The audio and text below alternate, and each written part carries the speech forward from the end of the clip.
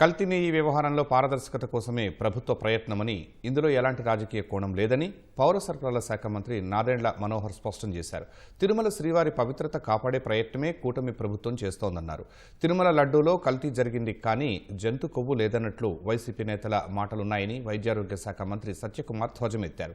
లడ్డూలో కల్తీని వైసీపీ సమర్థిస్తోందా అని ప్రశ్నించారు.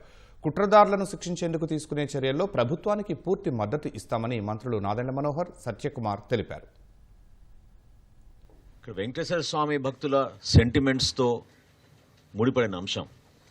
ఎక్కడా కక్ష సాధింపు లేకుండా పారదర్శకంగా చేసే కార్యక్రమం 100% ప్రజలకి తెలపాలనే ఉద్దేశంతో ఈరోజు ఇంత సుదీర్ఘంగా 3.5 గంటల సేపు కేబినెట్ సమావేశం జరిగినప్పుడు మధ్యలో గౌరవ అడ్వకేట్ జనరల్ గారిని కూడా ఆహ్వానించి ఆయన సలహా కూడా తీసుకుంటే ఉత్తమంగా ఉంటుందన్నప్పుడు క్యాబినెట్లో ఆయన్ని కూడా ప్రత్యేకంగా ఈరోజు ఆహ్వానించి సమాచారం, వాస్తవాలు ఏంటి, ఏ విధంగా ప్రొసీడ్ అవ్వాలనే విషయం పైన చాలా కూలంకషంగా చర్చించాం.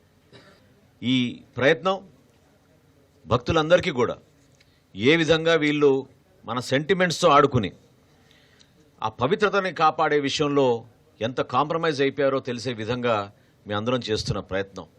దానికి ప్రతి ఒక్కరూ అర్థం చేసుకుంటారని, అదేవిధంగా రాబోయే రోజుల్లో ఈ పారదర్శకంగా చేసే ఈ ప్రక్రియలో ఎవరు ఎటువంటి తప్పులు చేసినా కూడా కఠినంగా వాళ్ళపైన చర్యలు తీసుకోవాల్సిన అవసరం, బాధ్యత కూడా ఉంది. కాబట్టి రాష్ట్ర కేబినెట్ ఈ రోజున ఆ విధంగా గౌరవ ముఖ్యమంత్రి గారి నేతృత్వంలో ఆ నిర్ణయాలు తీసుకుని ముందుకెళ్ళాం.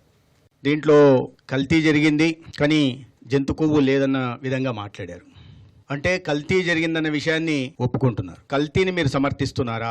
కోట్లాది మంది భక్తులు ఆరాధించే ప్రత్యక్ష కలియుగ దైవం వెంకటేశ్వర స్వామికి నైవేద్యంగా సమర్పించే లడ్డులో కల్తీ జరిగిందని మీరు సమర్థిస్తున్నారా, అంగీకరిస్తున్నారా? దాన్ని మీ పార్టీ నాయకత్వం సమర్థిస్తున్నదా? 250 కోట్ల అవినీతికి పాల్పడే క్రమంలో ప్రపంచవ్యాప్తంగా ఉంటున్న కోట్లాది మంది ప్రజల మనోభావాల్ని దెబ్బతీసే ప్రయత్నం చేశారు. తర్వాత ఈ వాస్తవాలు బయటపడుతున్న క్రమంలో దాన్ని కూడా రాజకీయ అంశం లాగా చేసి తద్వారా మళ్ళీ వితండవాదం చేస్తూ ప్రజల్లో ఒక కన్ఫ్యూజన్ని క్రియేట్ చేసే పని చేస్తున్నారు.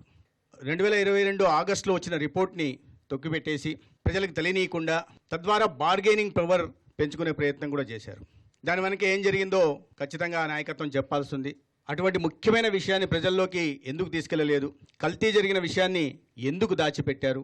అంటే కల్తీ ముందే జరిగింది, దాన్ని మరింత విస్తృతంగా తీసుకెళ్లి దీన్ని అవినీతిమయం చేసి హిందువుల మనోభావాలను దెబ్బతీసి, ముఖ్యంగా స్థూలంగా హిందూ ధర్మ మూలాలనే దెబ్బతీసే విధంగా 5 సంవత్సరాల్లో జరిగింది. ఇప్పుడు కూడా దాన్ని అదే విధంగా రాజకీయ అంశం చేయాలని ప్రయత్నం చేస్తున్నారు.